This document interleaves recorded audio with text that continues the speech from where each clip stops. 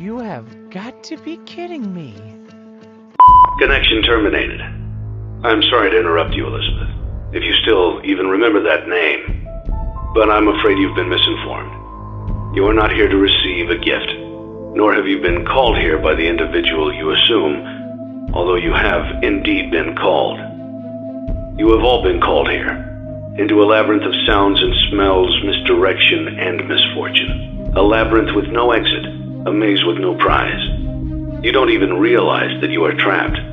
Your lust for blood has driven you in endless circles, chasing the cries of children in some unseen chamber, always seeming so near, yet somehow out of reach.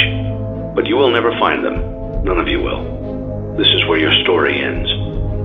And to you, my brave volunteer, who somehow found this job listing not intended for you.